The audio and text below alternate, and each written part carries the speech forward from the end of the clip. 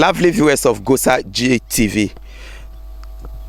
Today we are live here at the premises of Domino Paints Manufacturing Industries, producers of Agatex paints, located in Chawenu, a small community in the whole west district of the Volta region.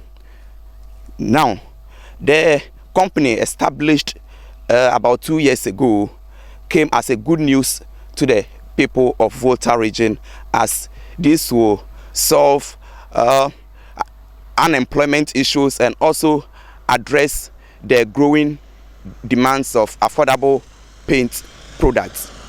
But then 2 years down the line, production has come to a halt, and so this morning we are here to find out more. Let's take a ride.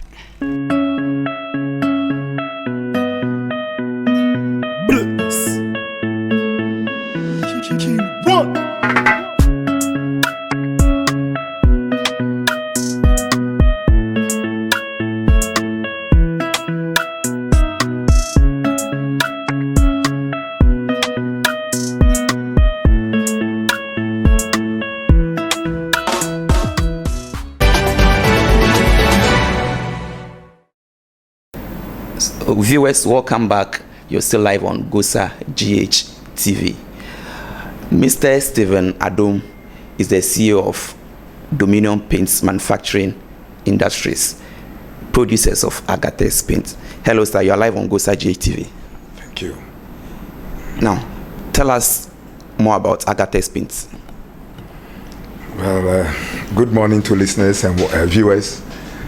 Agatex paint was founded in 2012. Okay. 2012. And we started in a very small structure in Chawenu here. I own 40-acre land here, on which we started the production of paint. We climbed through. At the time, we were not having most of the certifications. So we climbed through the process up to 2017, thereabout. Between 2017, I was able to procure almost all the certifications, Standard Authority, EPA, Fire, all the necessary certifications were procured. And we opened up. We got hold of the markets of Volta, Eastern region, and part of Greater Accra region. And then suddenly people started popping in from Togo and Benin. Wow. Our market started going to the market there. And the demand in Ghana started increasing. So by 2018, we saw the need of expanding. You know, those days we were working under a Domino enterprise. Okay. A Domino enterprise. So we upgraded into a limited liability company called Domino Paints Manufacturing Industries Limited, with myself as the board chairman, CEO, and my wife as a secretary and a member of the board. So we kept on until 2019. Early 2019, the demand increased further. Wow. The product was found to be very good, and demand started coming from all over. Prominent people from Togo and Benin came down, wanted to be our distributors and all that. So we saw the need to increase our capacity again to be able to meet those demands. So I started going around looking for funding, the usual vein of business. So I went to 1D1F, I went to Exim Bank, I went to Ghana Commercial Bank, amongst others. And somebody informed me that there is a company in Accra, okay, who could invest for equity shares. So I approached them. They called Quick Angels Limited, owned by one Richard Amakwe. So I approached them, and they consented to contributing to our success story. So we agreed that they will bring $300,000 to buy raw materials and some few modern equipments, and give some facelift to the facility here. So we prepared a joint venture agreement where the conditions that they are supposed to fulfill and what I'm supposed to fulfill will all be catered for there for a period of 3 years. After the 3 years, we can sit down, review, and then we either abrogate or continue, or where there are lapses, we correct and all that. So business went on smoothly up to that's 2019. By 2020, I saw that my partners have started scheming, doing things that are not in consonance with the agreement. Okay. Amongst them were craftily getting out almost all the top officers that were working with me. He brought somebody that, he want that person to become the director of finance and administration. I said, no problem. If you have somebody good, no problem. We replaced him with who I had, the one I had here. And then he brought somebody to be in charge of warehouse and all that. So before I could say Jack, they've taken over everything. I was the only person sitting here that is the member of the original Dominion Paints Company. He wittingly got out my wife, brought somebody, told me the person is a lawyer, and that instead of using my wife, who is not a lawyer, we should replace him with a lawyer. I agreed. And then at the latter day, he just called me and said, according to the joint venture agreement, we're supposed to form a 3-member board. Okay. Dominion Paints will bring 1 person, Quick Angels will bring 1 person, and then we'll get 1 neutral person to compose the board. He is a live chairman of the board, and now will be the live CEO of the company. They used to check balances in their distance. So there's the need of a neutral person that will broker different when there is distance. So one day we went to a meeting, and then he brought the same person he brought as the board secretary. He proposed him to be the 3rd member. So I said, I don't know this one. You brought him, so how do we? But he, you are sensing some bias. Yes. He persisted and coerced me. I said, well, let's try it and see what will come out of it. And then what I noticed is that 2 of them were making all kind of decisions without me.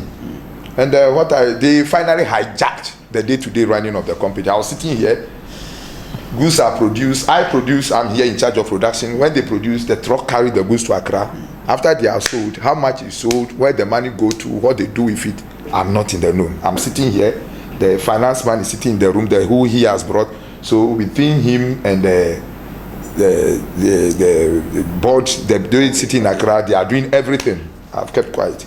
In fact, initially I wanted to resist and push them, but my lawyer advised that no, you have a 3-year agreement where you will review. Yeah. So instead of doing something like that to affect the base of the company, let's wait.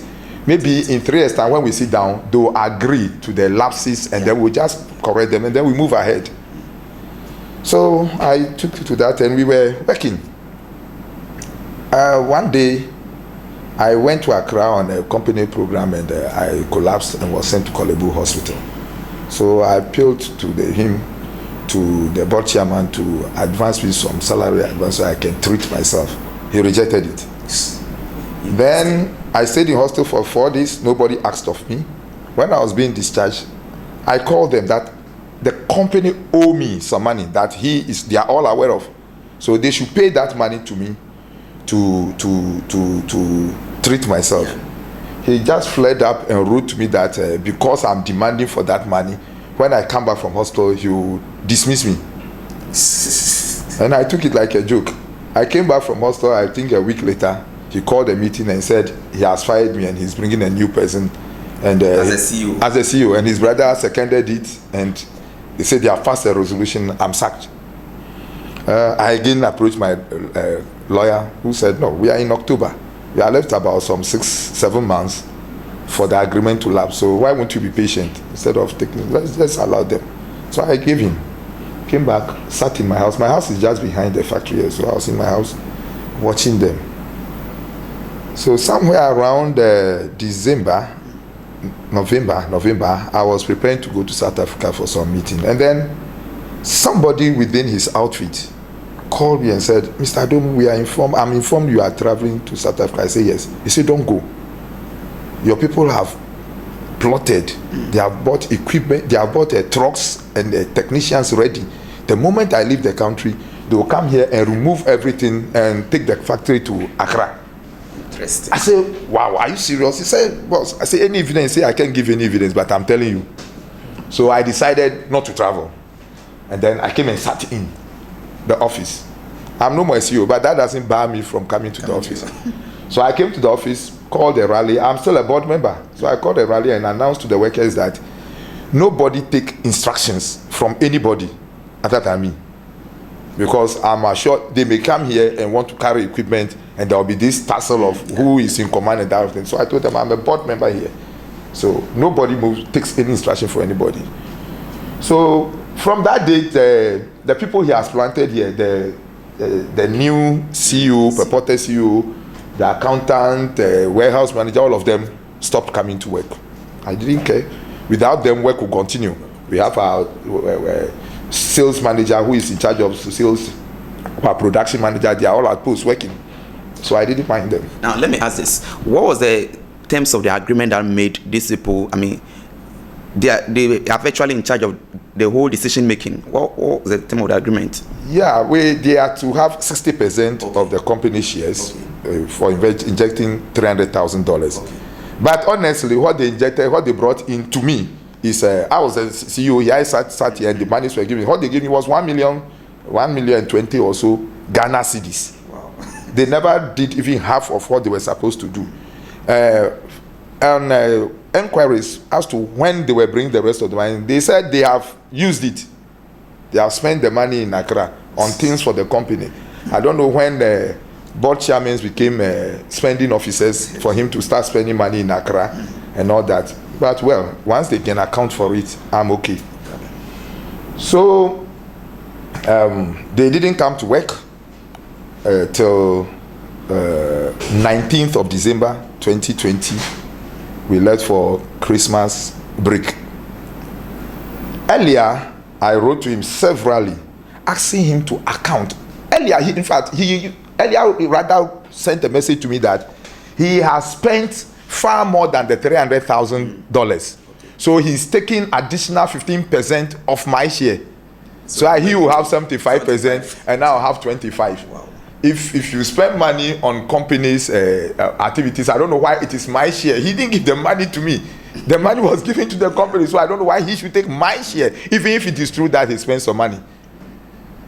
That he was taking 75% shares. I complained to my lawyer. He said, no, Stevie, you just allow them. Whatever he's saying, let him say it. In 3 years, we will sit down. He should account for how he got the 75%. So I kept quiet. Then later, he sent a message to me that he has spent another 7.5 million Ghana cedis. And it's a loan that he's granting to the company. And he's taking 3% interest monthly, compounded. I said, oh, no problem. Once you can account for it, July will soon be here. So I kept quiet until we left for Christmas holidays. I kept persistently, there was some messages out there, I'll show them to you, demanding accounts. They are not supposed to be spending money in Accra, but even if you have done it, let me know what you spend it for, evidence that this is what I spent on this and that and that. To date, he has not accounted for the rest of the about $180,000 that he's supposed to invest, let alone account for the extra 15% he's, I don't know for what reason, taking from my share, and then for the 7.5 million he claims he has spent on the company. So we left for Christmas holidays on the 19th, and then on 21st, I had a writ and an order of injunction from a court, from a whole high court, an injunction, ex parte injunction that I should not participate in the day-to-day running of the company, and I should grant them, I think they created the impression to the court that I have locked them out, I have sacked them from the company, and that I should allow them access to the company. The order came, we're then on Christmas holidays, so there's no access I should grant anybody, I was still in the house. Then later that afternoon, 21st afternoon, my children came to call me that there were the CEO, the accountant, and there's some few other people with 2 policemen. In fact, I have a contract with the Ghana police where 2 policemen are always on guard here, day and night. That has been the condition before they even came in. So they said 2 policemen, strange policemen, other than those who have been coming to duty here, were found here with my things, and they were breaking into the factory. You know, before we left, they took stock. The warehouse manager, the production line, they all took stock and handed over the keys to me, because people may come during the vacation to buy and I can sell. So when we finish the holidays, I'll reaccount then we continue. They've broken into the factory. They are breaking the emergency exit. There is one here, there is another one there. They were breaking it and all that. So I walked in and met two policemen with the people, as I said. So I asked the policeman what they were doing here. And initially he said he came with the bailiff to serve me. I said, bailiff came to serve me early morning. So what are you still doing here? And he said the bailiff asked him to be waiting for him. He will come and pick him. Then I said, then go to the gate. If the bailiff wants you to come and pick him, go to the gate and wait for him there. He said he will call his commander. So he made a call. After the call, he just turned back to me and told me that Godfrey said I should call him. I said, who is Godfrey? They said, Godfrey is the High Court judge who gave the order. That's it. But do I know the High Court judge? Let alone have his phone number to call him. Just by saying that, these policemen got agitated, took their guns, raised their guns on me and my daughter, cocked the gun, and in plain language, I'll kill you. I'll kill you. Come and see the pandemonium here. Chasing my daughter around to shoot. I have to be blocking and all that. So in the process, I called the staff officer, the police regional staff officer, who is a friend. I called him and reported what was going on. And on hearing the background noise, because a lot of people came to the police, and he directed me that, he suggested to me that I should go home. I should just leave the scene, because when they are threatening with gun and those things, anything can happen. So I should go home, and that he will report to the regional commander and they'll get back to me. So whilst I was with the regional commander, whilst I was in the house, the regional commander called and asked me to go to Anyarasi and bring the Anyarasi officer to come and restore order in the place. I went to Anyarasi, and for more than 2 hours, the Anyarasi officer pretended to be too busy to come with me. Finally, he came with me. By the time we got here, they have locked. I just came to meet the CEO, the policemen who came, and all the other people were gone. And the CEO has locked the gate and has put padlocks in it. The question as to where the schedule officer, policemen who are supposed to be on duty, where they were, the district commander could not tell, because they work under him. He couldn't tell. So I asked him to get the CEO to open the gates. He said, then the Anyarasi officer told me it is a court order. I was surprised, because I don't know how he got to know. Okay. So I asked him whether he has the court order. He said yes. I said he should read it. So he brought out the court order. I brought out the court order and we read it, and he said I should grant them access. I said the court order said I should grant them access. He didn't say they should come and lock me out. So he should make them open. He didn't mind me and he drove off. And then the accountant or the CEO also left with the keys to the place. The following morning, I went to the police headquarters and reported the conduct of those two policemen and the activities, the way they came to break into the factory. Later, I got to know that they came to break the gates and use block to seal them and all that. I reported to the regional commander of police, and he assured me that they will take action. So I left. Then the following day, which is 23rd, or is it 24th, thereabout, I had another writ from the court, which is citing me for contempt. And amongst the things, the charges leveled against me are: 1, I have been stealing money from the company's account. I have stolen so much, large sums of money from the company's account. 2, notwithstanding the injunction order of 21st, I still went to bank again to go and withdraw 59,000 cedis or thereabout. Then 3, in defiance of the court order to grant them access, I have come to block the place with cement blocks and have chained the gate. Have put a chain. The very things acts that they did, they are imputing them to me, that I did all those things. So I'm supposed to appear before court. So the first thing I did was to go to the regional police commander and report that the very things I came to report to him, these people have come to turn it to me. He denied knowing anything about anything. I didn't tell him anything. Wow. I was surprised. I said, I came to report to you, and even reported the conduct of your officers that raising gun at me and threatening that they'll kill me in plain language. I'll kill you. I have the recording there. So I left the police station very confused. Then I decided to call my daughter, who was present during this thing, who was then at Legon, to come down and come to testify for me in court. Then lo and behold, when I mentioned that to my daughter, said, Daddy, don't mind them. I have a recording, a video of everything. When they broke in, when they were breaking the doors and everything, he has a video. And the police threat, he has a video. So if I've satisfied that, then it's left with the two other issues of going to bank to draw money. So I decided first to go to police, but something said no, go to the bank first because of the way police are behaving. So I went to the bank, and with my recorder on, I approached the manager and said, "Oh, last time I sent my boy to come and take money for him, but I've forgotten who exactly I sent." Then he said, "Oh, what date?" I mentioned the date. And then he asked the amount. I mentioned the first one. There were 2 checks. I mentioned the first one. Then she mentioned the second one. Then I said, yeah. Then he said, oh, it was the CEO who is called Raj Tamanja. Wow. And the accountant called Joe Batten. It is the two of them who came to the bank. What you mean is they withdrew the money, all right. And then they are now leveling it against you. Exactly. Interesting. It is the very two, it's the CEO. It is the CEO who swore the affidavit to court that I have gone to withdraw money. It is the same person who went to the bank to collect the money. So I asked, Madam, how come that Raj Tamanja and Joba came to take money, and it is my name which is in the bank statement? Because they immediately they withdrew the money, they took a statement from the bank, which they annexed. They confused. I don't know how they got the teller to put my name as the one who came to draw the money, and then sought statement, and then annexed it to the affidavit. They took the money on 21st or so. Then by 22nd, they have filed a writ that I'm in contempt of court. So you see that it's a well calculated planned crime. So they took this to the court. I took the statement. The woman confessed that it was not me, and that they brought the check to her. It was she who handed the check over to the teller before they went around and took the money. So it was not me. I said, okay.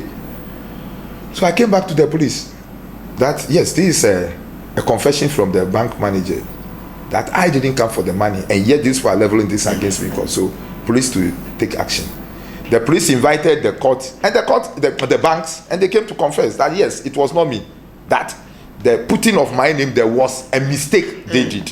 Fine, assume it's a mistake. Then what about the man who came to take the money? Didn't he know that it was he who took the money? That by the following day he cited me in court. So the police must arrest them.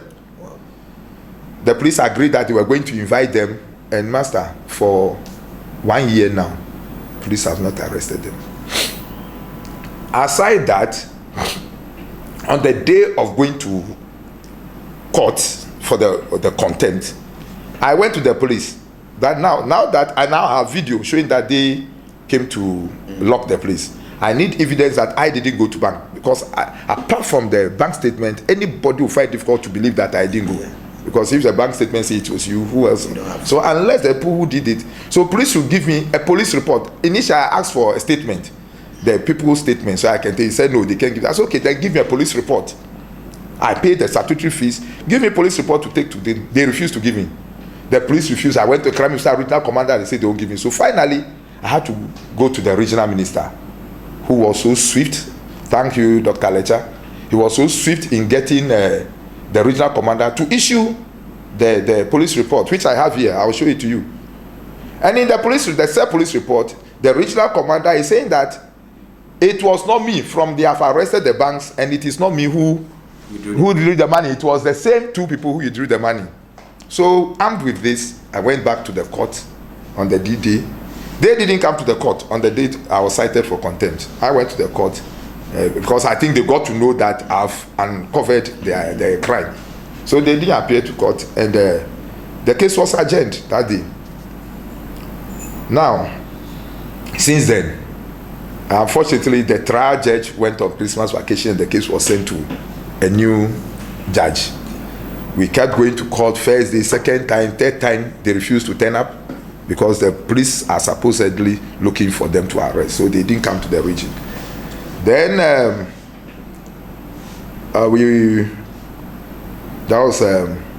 after the police have refused to arrest them, I went to Accra to report at that this is what is happening, and police are not. Then suddenly, the whole police called me that I should prepare. So I will go to Accra at 3 a.m. to go and arrest them. I agreed, we prepared, but after thought, I decided that no, I shouldn't go. So I asked my younger brother to go with them to go and arrest the people in Accra. Only for the police to tell me that because I'm not going myself, they will not go. Interesting, I've never heard that before. That the complainant must be present before they arrest a suspect. I've never heard it before. If it is part of the law, I don't know. So they refused to go to do the arrest. So the workers resumed, and they were at post working. Then the regional commander called me one day to his office. I went there, and there were these 3 gentlemen there, and he said they were my partners, they are lawyers. I said yes. He said they are here to execute a court order. I said, which court order? Has he got the court order? I said you should read it. Then we read the court order. We said that I should not interfere in the day-to-day running of the company, and I should hand over to officers of the company. So I asked them, the 3 of them, if any of them is an officer of the company. They said no. I said, if they are not officers, I cannot hand over. The regional commander was insisting I should hand over. I said, how? How did he say I should hand over to this? And then in the first place, if they themselves were here, I want to ask him something. If this newsman, you travel with your cameraman to Chawenu today, and then you return to the office, they ask you of your cameraman, you say you didn't go with him. And then everybody, there's evidence that you came here with him. And you were sent to court for murder. You have been convicted for murdering your cameraman. Then the police commander, is asked to execute you for killing your cameraman. After he has raised the gun, the cameraman appears. Would he say that because there is a court order, he will still go ahead to execute? No way. I like the scenario. How do you do that?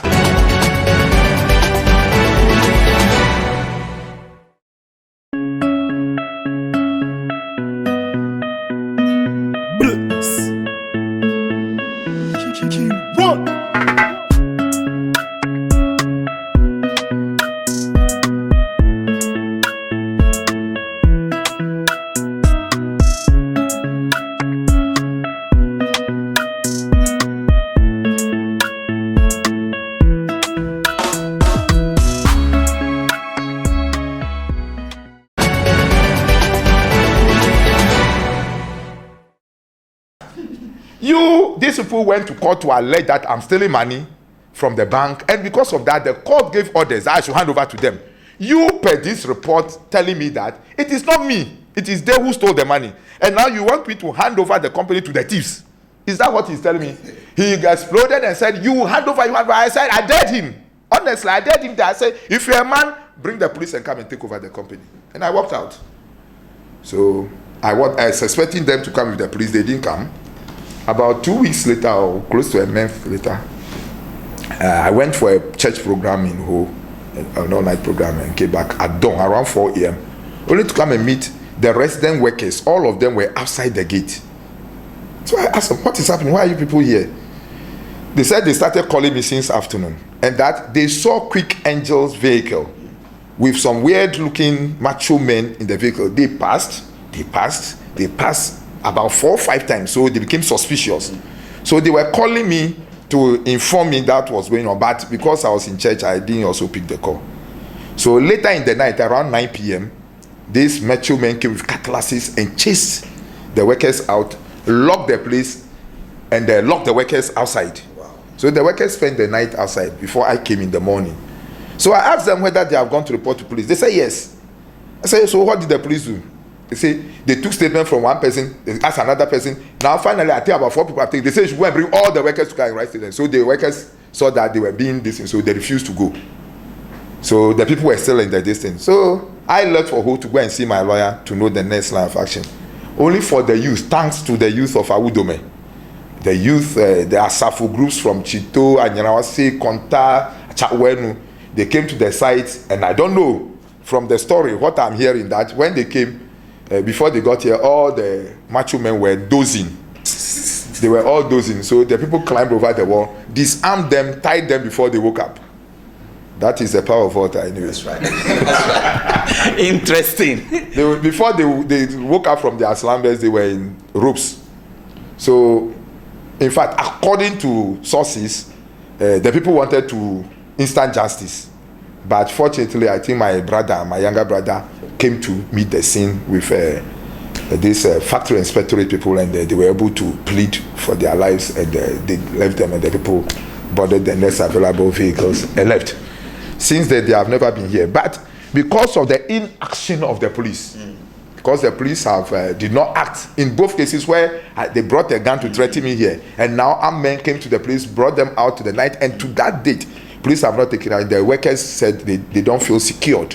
Wow. They don't feel secured. So since the police cannot defend them, I even appealed to the military to come and guard the place, so I'll give them protection as they can. But the military said once police have not called them, they cannot stand to come. If the police say they cannot do it, that's the only way. So there was no defense or protection for them, so they closed down and left.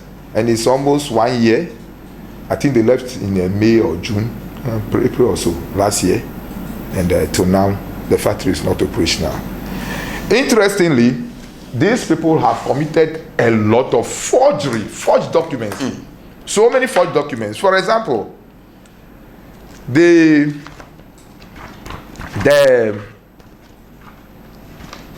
before going to court, they quickly decided to forge something to indicate that I was dismissed with my own consent.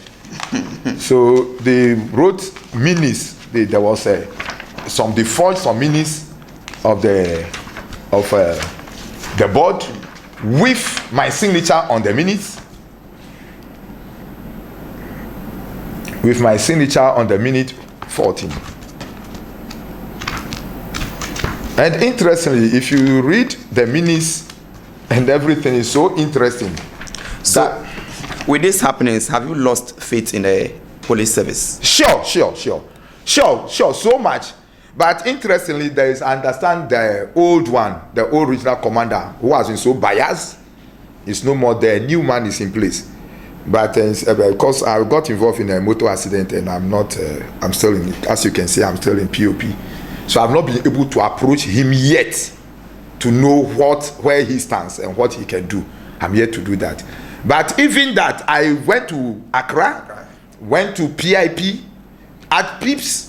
What they told me was that I showed the picture of the policeman who came to attack me, because at the police headquarters, they said that was a matter for the PIPS, so I should go there. I showed the picture. The PIPS said that I should go and look for their name. If I can't get their name, they don't have any business to deal with the case. Come on. I should go and look for their name. I have their pictures. I've met a lot of policemen in Hue and the environs. When you show the picture, I say, oh, we know him. Can you give me his name? No, me, I can't give you his name. If you meet this man. So I don't know why the PIPS will be telling me that I should go and look for criminals' names before they go to arrest, when I have their pictures. Aside that, we imported a quantity of raw materials for production here. The goods arrived late December. Before I could call our clearing agent to go for the goods, they have gone to clear it already. My opponents have gone to clear it. So aside this particular one, do you have any other branch? No. They've gone to clear the goods, and to date, nobody knows where the goods are. Wow. I went to the police to report, and the police are claiming that it is their money they used to buy the goods. Assuming without admitting that they use their money to buy. My question is this. I asked the police commander, if I, Stephen Adom, should come to the police now that or customs that I need permit to import AK-47, grenades, bazooka, and what ammunitions, would they grant the permit? He said no. Then I said, why? He said I should tell. I said because I don't have the technical know-how, one. Number two, I don't have the facility to store it. Number three, I have not been identified or a license to be a user of those things. That's why I will not be allowed to import it. So I want to ask him, if the police service should import grenades and all these things, and they come to me, Mr. Adom, we need money, some loan, or go to a bank that we need some soft loan to go and pay for these ammunitions that we have imported. And then I give you the money. Then the goods arrive, and I say, because it is my money, can I go and collect the AK-47 ammunition and come and keep it in my house? So it doesn't make any sense. They didn't bring the money to import those things. But assuming they brought the money, you see all these licenses here, lined up from here to here. They are permits, one, to show that I have the technical know-how to handle those chemicals, because some of them are very, very hazardous. Some of them are highly inflammable.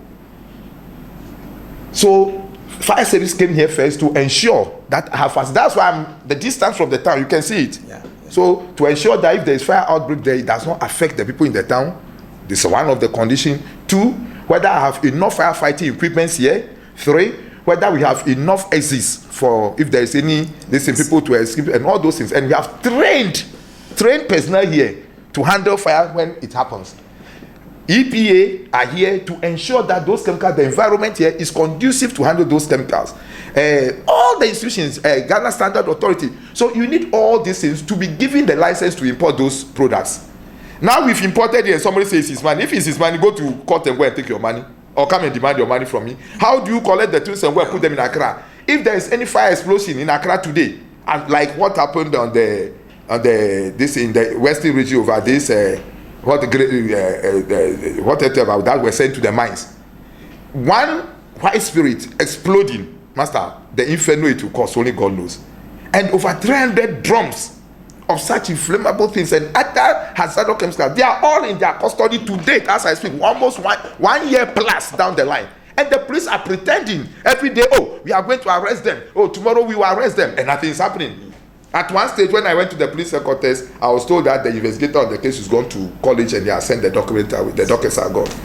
So I've been frustrated for a very long time. So as I speak now, we are not operational, and a lot of goods have expired. That's why we came here yesterday. I brought some young men to the place to tidy up the place. Some of the goods are expired. We are trying to get them out of the place and tidy up the office.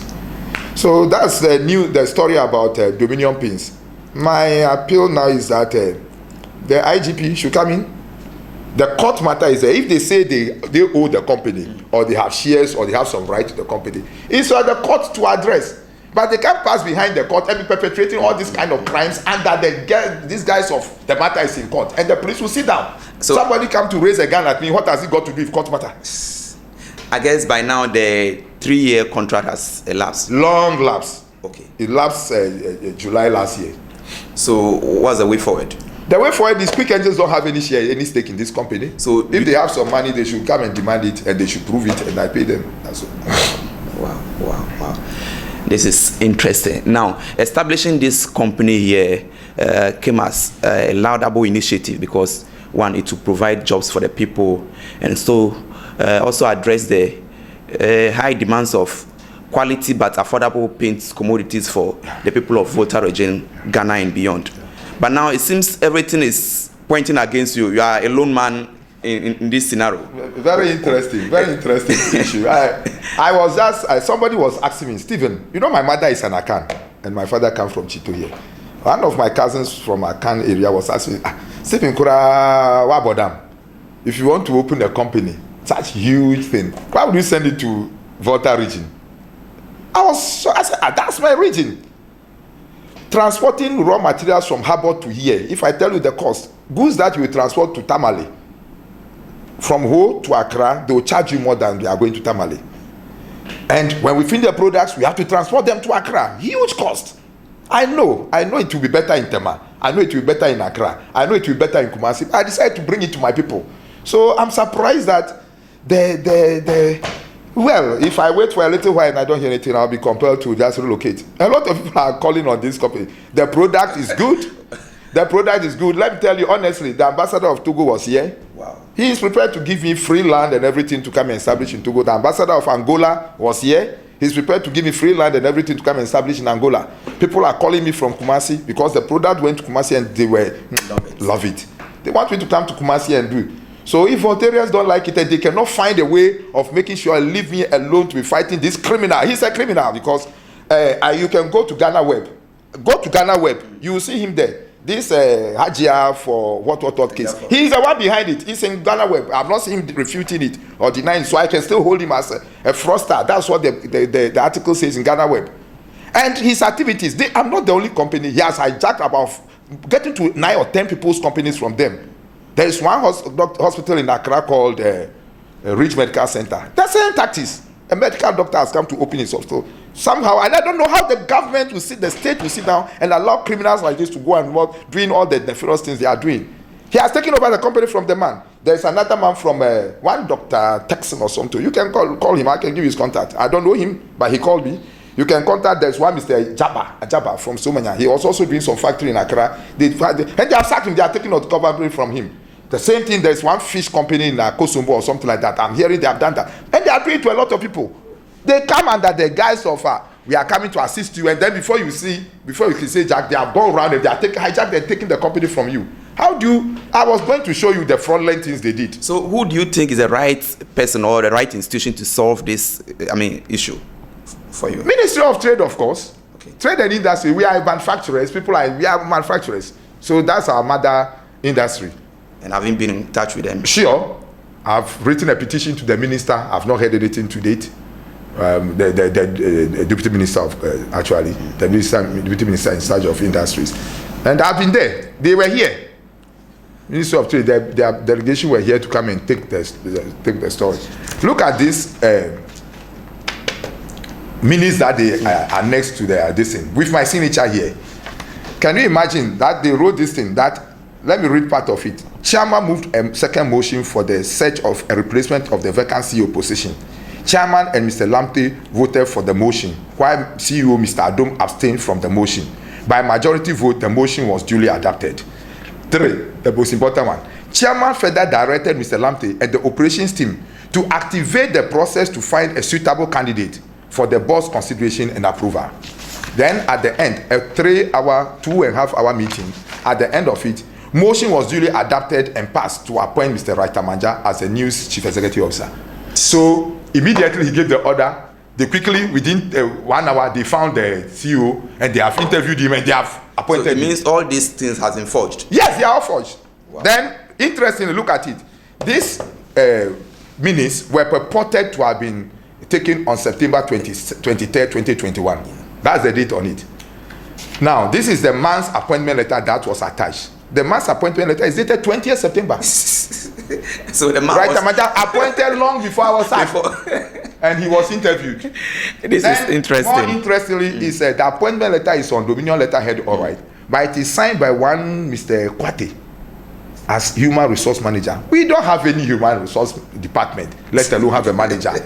And we don't know anybody called Kwate. I've never heard of any Kwate in this company before. That aside, they managed to forge in connivance with the bank, Fidelity Bank. Let me mention them again. They are conspirators in this matter. Look at this.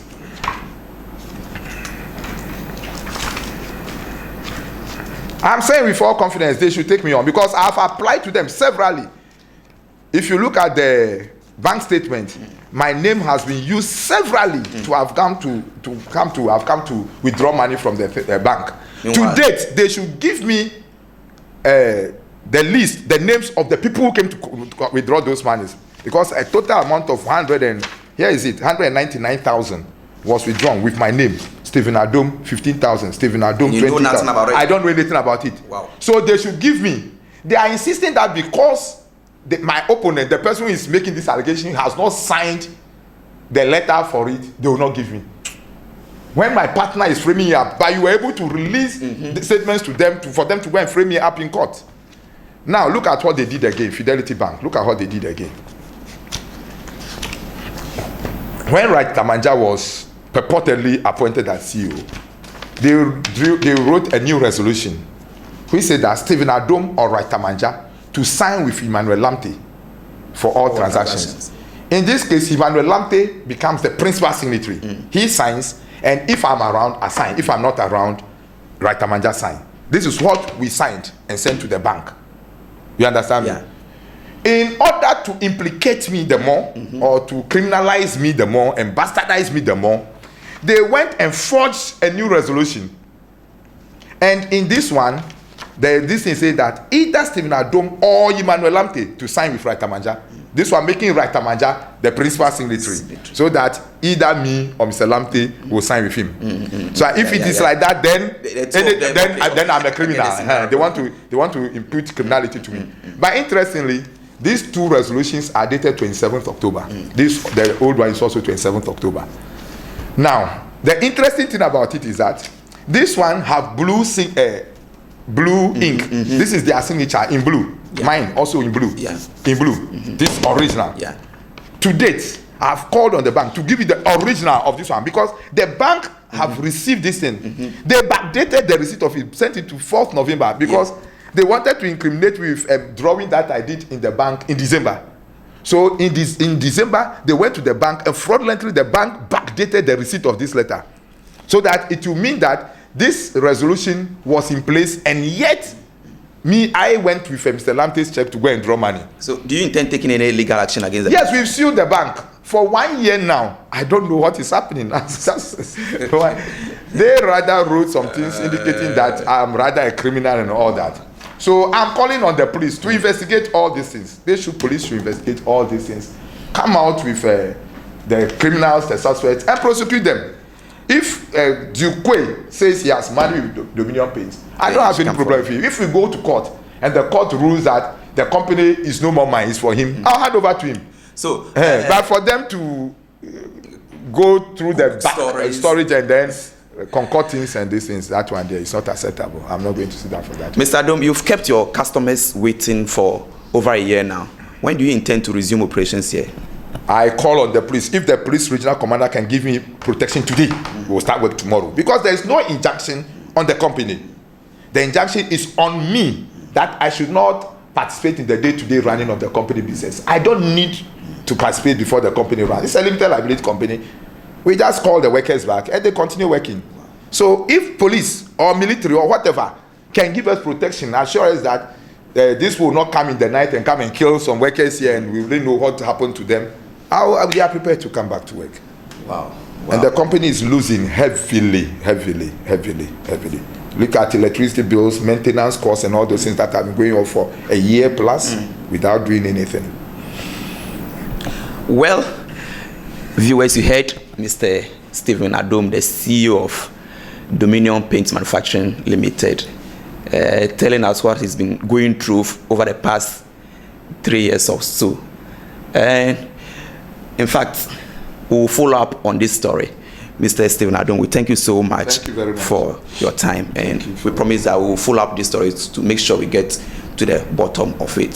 This company needs to be revived, and Volta region, we deserve more than this. We thank you, and we hope that we see you again soon. Thank you very much. Thank you for having me. So thank you, viewers, for making time with us. Stay tuned and keep watching GOSA GH TV.